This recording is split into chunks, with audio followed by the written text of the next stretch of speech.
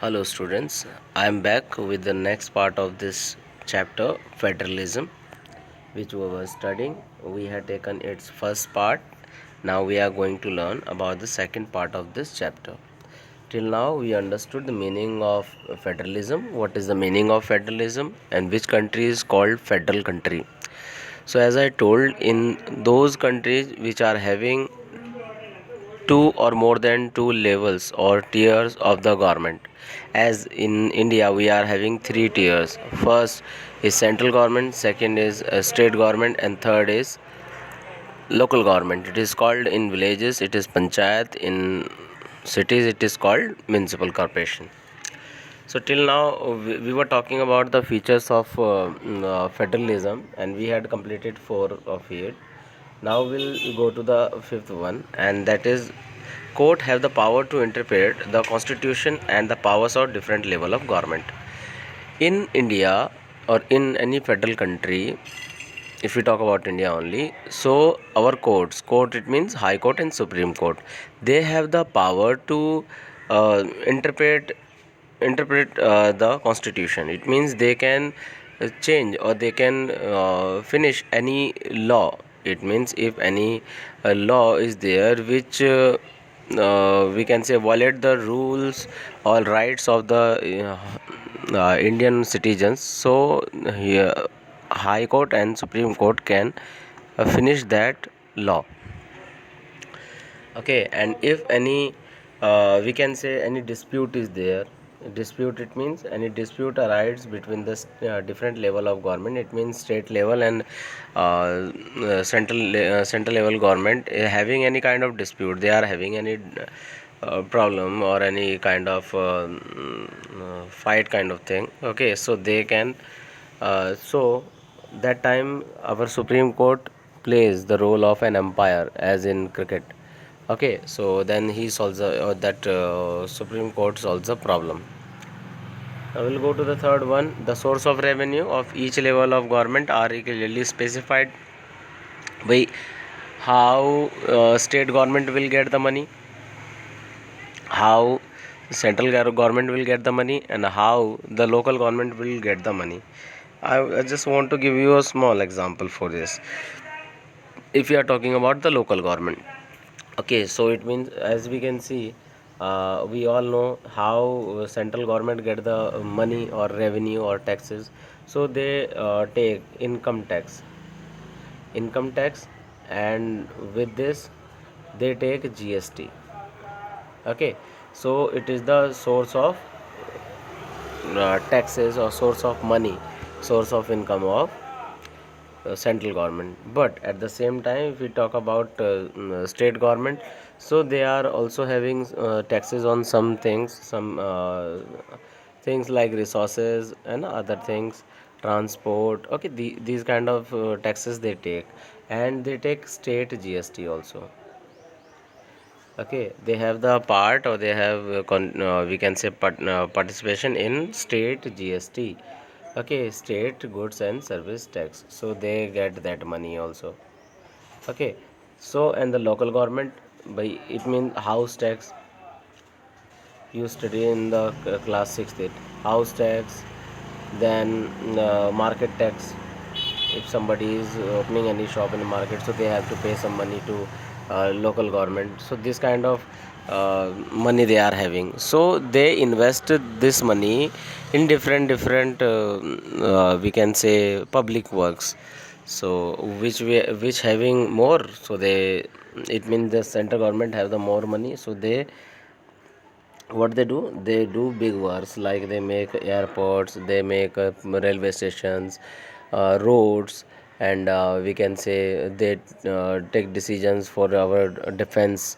It means for the army, you know, so this kind of they do. And the money, a little less money states are having, so they do small works. They work on the on police, you know, and they work on the small, or we can say little lower level. Okay, so like this they are having like this. Now we'll come on to seventh one.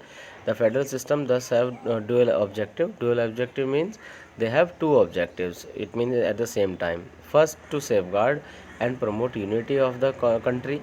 Okay, if we give the power to state, local, and central, so it means India will become safe. It means now nobody will ask for the rights or for the power or kind of thing. Everyone is having that, so it promotes the unity of a country. Then people become united, while the same time accommodate regional diversity. There are different like in okay, just imagine like we Tamil Nadu is a state. Okay, just imagine if Tamil Nadu is not any state and it is only one government is there, which is ruled by from Delhi. So it become very difficult for the country persons to accommodate. Okay, they people always ask for the different area for them. So simply is that like by dividing this power, dividing the power in state, making the states. Okay, this is the best way to accommodate regional diversity also. Therefore, two aspects of the crucial at the institution and practice of federalism. Government at different levels should agree to some rules of power sharing, so they also trust each other, would abide by its part of the agreement. In ideal federal system has both aspects, mutual trust and agreement to live together. It means state and center they have to trust on each other. They have to, it means if central government says something, कि भाई implement this rule in your state, so it if they want any favor from central government, so they have to follow the rules of central government. So this is that. So the exact plan of power balance between the central and state government varies from the one federal federation to another. It means it is not necessary that in all countries same type of system they are having. No, it can be different. Now we'll talk about the types of federalism, like how many type of federalism is there. So there are the two type of federalism. First is coming together and second is holding together. By the name we can understand coming together, it means when a country is formed, but the nearby states, okay, of that country, uh, okay, just imagine in America is holding coming together federalism. Just imagine uh, America, when America was formed, na, it was having only eight states they were having. But slowly because those eight states become very powerful, and other states were divided. It means other states were divided, and they were not having any source of money or kind of thing. So they started coming with USA. Okay, so they asked to, like one state asked to USA government, we want to come with you. They said okay, come. Then like this, many states now. America is having 50 states.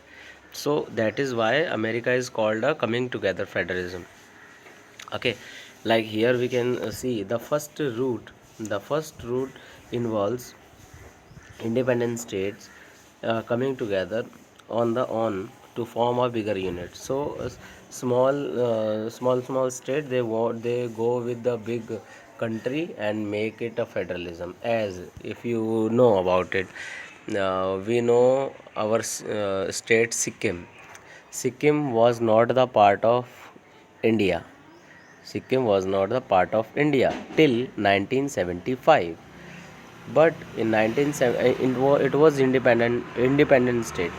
So in 1975 they thought, the people of or the government of Sikkim, they thought we should go with India, because then we will become safe, because China was there, which was showing them eyes, you know. So then Sikkim decided to come with India, and then it came.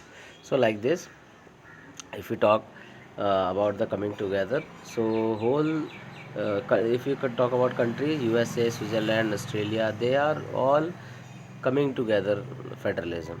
Okay. So in this first category of federalism, all the constituted states usually have equal power or strong via a federal government. So it happens in all federalism as they have come together. So they come together on some conditions. So they ask for the more and more power. So and this power has been given to them. So this is called coming together federalism. Now we talk about holding together. Holding together, it means like India became free.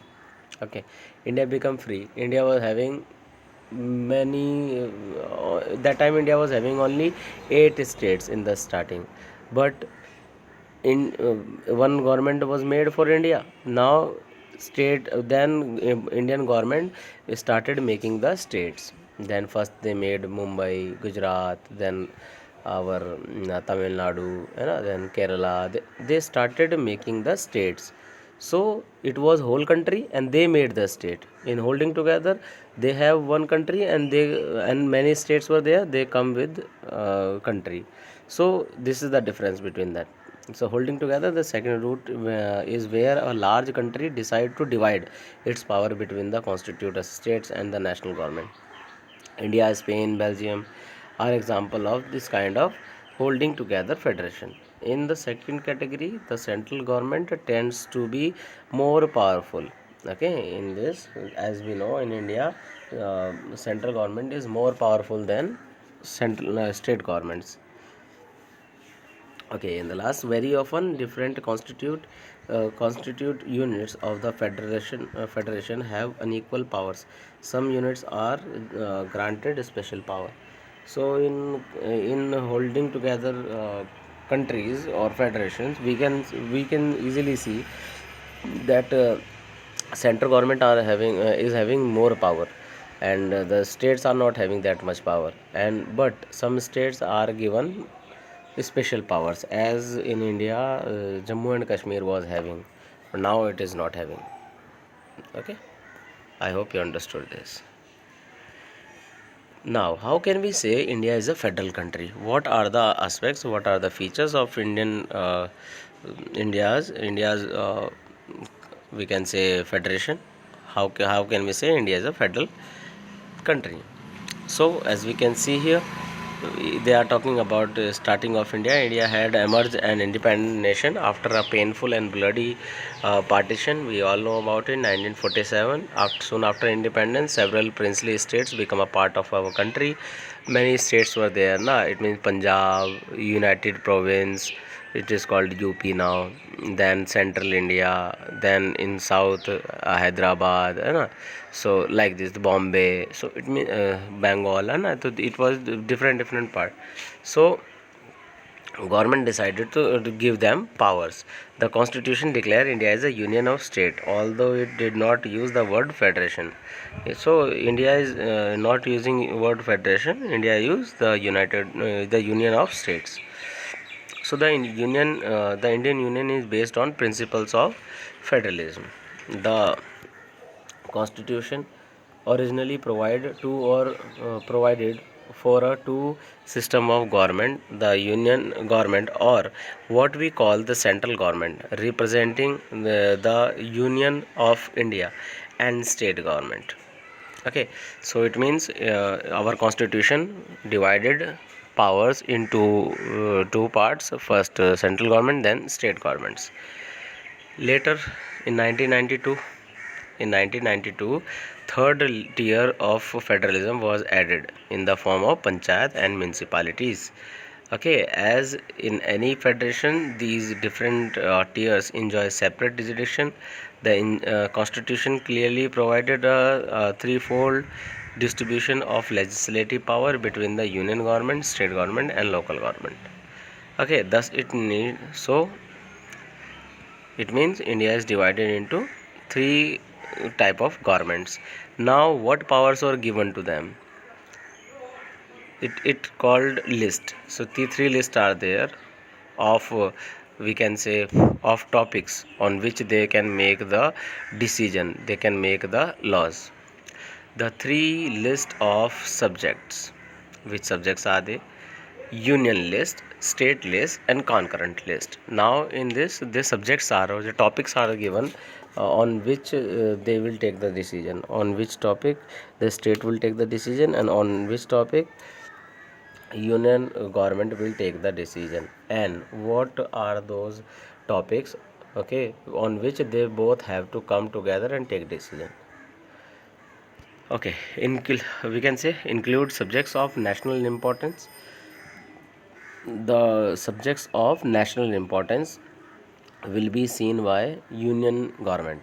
As you can see here, which are the defense, by where we have to send our army, how much armed we have to purchase, how many helicopters, how many fighter planes. Okay, so state does not think about it, they don't have any role in this. So only union government, it means central government, take these decisions. So it is the matter of our security.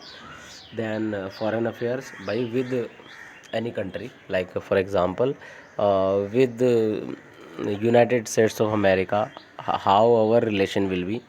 Okay, so it will not be decided by any state, it will decided by our union government.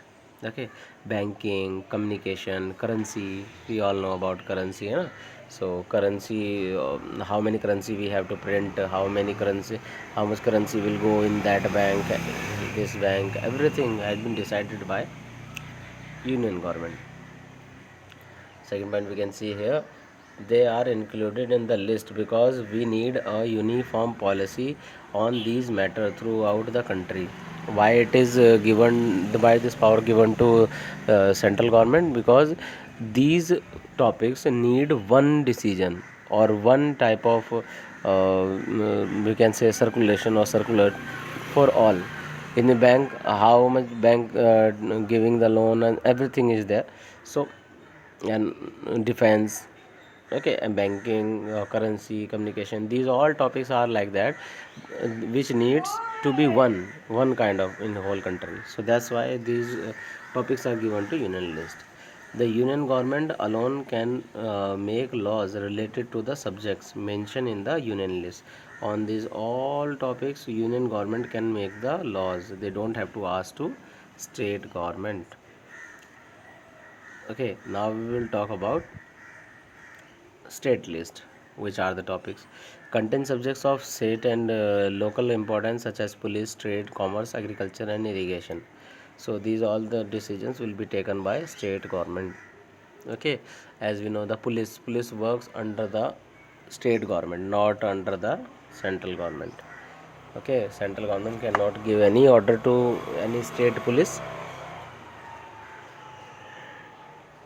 Any state police, we do this and that, do this. So only they rule, they work under the state government. Trade, commerce, agriculture, just for example, this agriculture, by in every state agricultural things are different. In Punjab, wheat is so much. In coastal areas like Tamil Nadu, rice is too much, है ना? So how one government can take the decision for all, and so that's why they this rule or this list has been given to state government. The state government can alone can make laws relating to the subjects mentioned in the state list. So rule like just normal rule I want to tell you.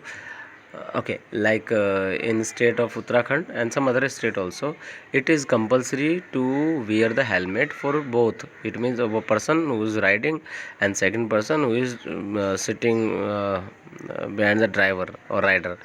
Okay, he also has to wear the helmet. Otherwise, they have to pay the fine. So it is there in Uttarakhand, but it is not there in Madhya Pradesh. Okay, so simply is that. So they have different rules. So concurrent list, concurrent it means both, including subjects to common interest to both of the union government and as well as state government. So how are they? Like education, forest, trade unions, marriage, adoption, and succession. Okay, so they have, if any government is going to make any law for these subjects, so they have to ask to what they have to ask, they have to ask to each other. It means they both have to sit and take the decision for this. So both the government as well as the state government can make the law on the subjects mentioned in this list. If their laws conflict with each other, so law made by union government will prevail. So simple is that, like, only they will make the laws on it, and if any conflict is there, so central government law will be followed. Okay, it also happens even now some topics are there which is not in any list, not in union list, state list, or concurrent list. Why it is? Why? Because that time when constitution was being made around 70 years ago, so that time many new challenges were not there. New challenges means, like, that time internet was not there, and the cyber crime was not there. Nowadays people do cyber crime by online. They we can say theft the money of someone. Okay, so like this they send any message to someone for making them one or kind of thing. Threat calls they make. So that kind of thing that time was not there, but now it is there. So if any new rule comes like this, so it the responsibility is given to uh, union government. Subjects like computer software that come after the constitution was made. According to our constitution, the union government has the power to legislate on these residuary subjects. So they are having the power to take the decisions for this kind of thing. Okay, so that was the second part of this video. We will meet soon with third part of this, and you make the notes of it. If you are having any doubts, so you can ask. Okay, thank you.